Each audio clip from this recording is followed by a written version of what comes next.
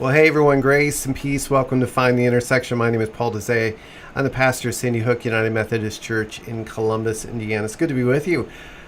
Just back from vacation. We had a great staycation, hanging out at home, taking care of our new doggy, just having a good time. Eat a lot of good food, drinking a lot of great coffee, reading a lot of great books. You know the drill. This is what I love to do. Besides going to the beach, hopefully this summer we can do that. But staying home and reading is my favorite. Hopefully you had a great vacation from me. Yeah, hopefully you enjoyed your time away. Hey, so you know how this works is we have passages that we read each week from the Revised Common Lectionary. And so what we're working on this week is the passages for this coming Sunday, which is Palm Sunday.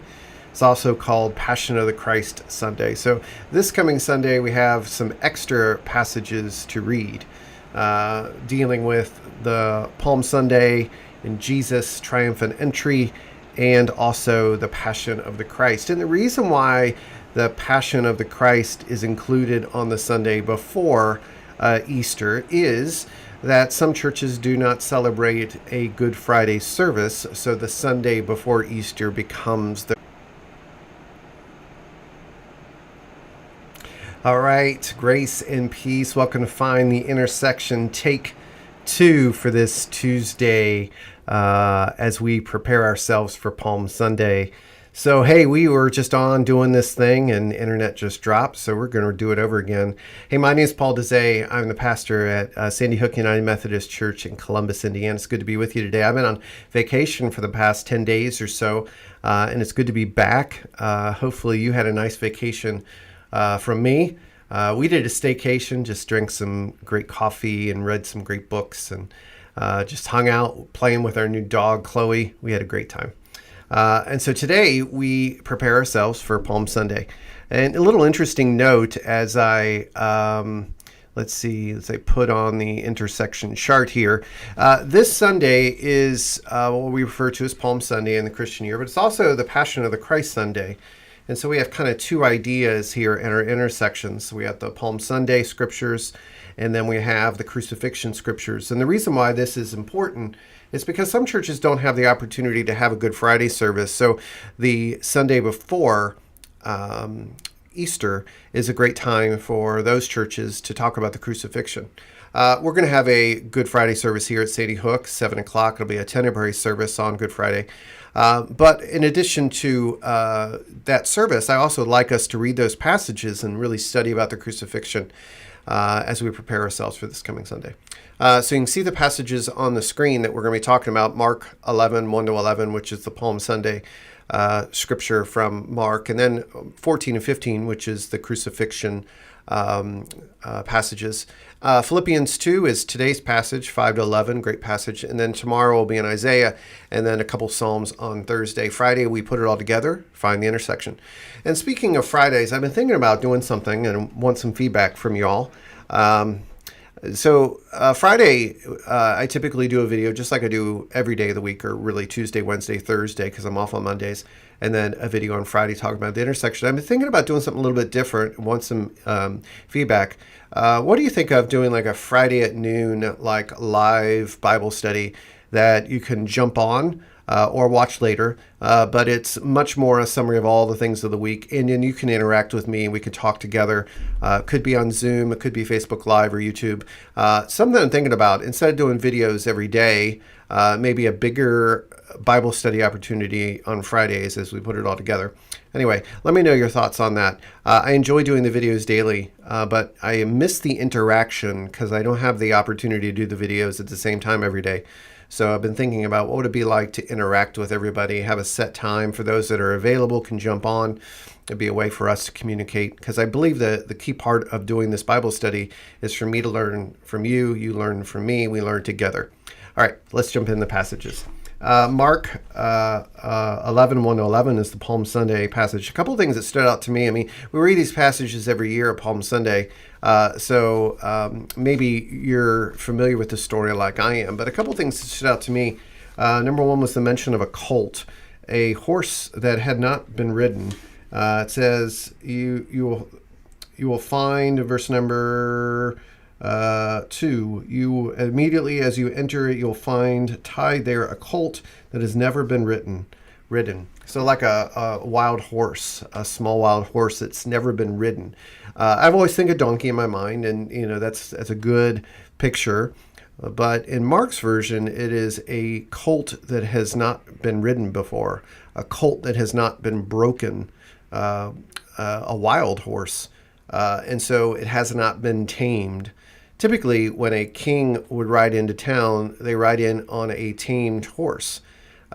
So here's something different. This is a wild horse that Jesus is going to ride in on.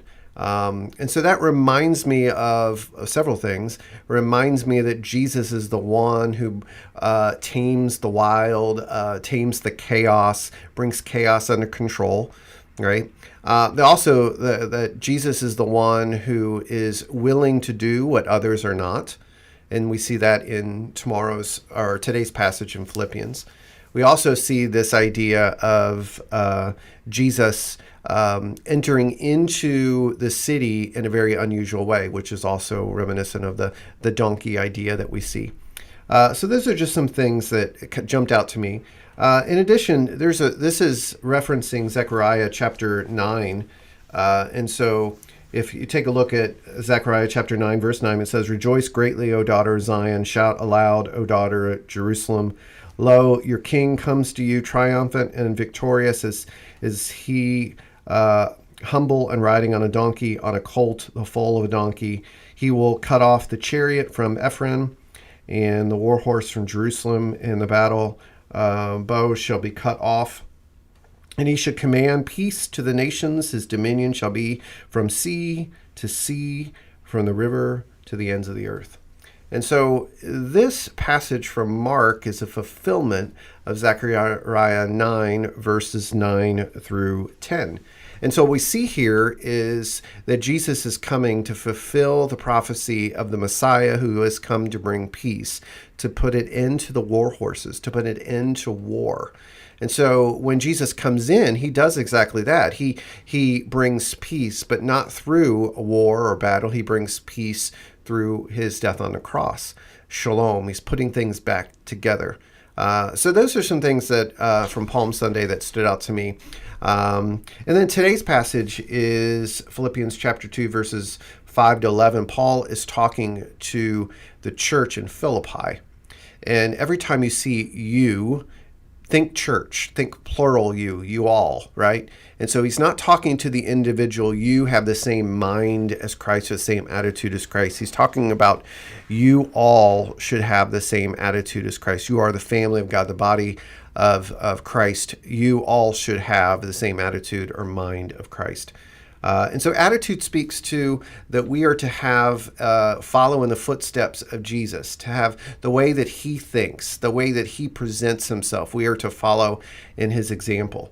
And what he does in this passage in Philippians chapter 2, Paul is referencing a hymn that was probably sung in the early church. And so this hymn is about Jesus emptying himself of his divine privileges and power to truly live as a human being. He leaves heaven to come to earth, the incarnation. And so he empties himself. That emptying is the word kenosis in Greek. And that self-emptying is what we are to follow in the footsteps of Jesus. We are to empty ourselves of our power and privilege, just like Jesus emptied himself of his power and privilege. Jesus could have done miracles and all of his own strength, but he emptied himself of those divine privileges and truly relied upon the power of the Spirit instead of his own, as an example of us relying upon the Spirit of God and not using our own strength. We are to empty ourselves of ourself, of our power and our privileges, just like Jesus did. You know, there's a lot of talk in our world today about rights. If we really want to follow in the footsteps of Jesus, we're emptying ourselves of our rights that we have, because Jesus emptied himself of his rights as a Jewish person, as a son of God, to walk into the shoes of a slave, a servant, somebody who was beaten unto death, a criminal. And that speaks to us about this idea of self-emptying. obedience and humility, two ideas that are woven into this. And Jesus is humble. He's practicing humility. He's actually humiliated, which comes from the word humble and humility. That Jesus is showing what it means to think less of yourself for the needs of others. And so when we practice self-emptying, we are doing so for the needs of others. So our focus is on the needs of others. Obedience, again, is such a great theme. Jesus was obedient even unto death. He went so far in his obedience to his Father that he was willing to die for others. And we are to follow in the footsteps of that. And then also the last half of that hymn is the exaltation of Jesus. He died and he was raised and ascended into heaven. He was exalted at the right hand of the Father for all to bow and worship him. And so the humiliation, the humbling of ourselves, the self-emptying is followed by exaltation. As we are raised, as we ascend with Jesus to be a part of the new heavens and the new earth. So there is some thoughts on yesterday's Palm Sunday passage in today's passage from Philippians. We could go into Mark 14 and 15, but that would take us all day. So anyway, share your thoughts with me, and I'll be back tomorrow to talk about Isaiah 50. Grace and peace, everyone. Take care.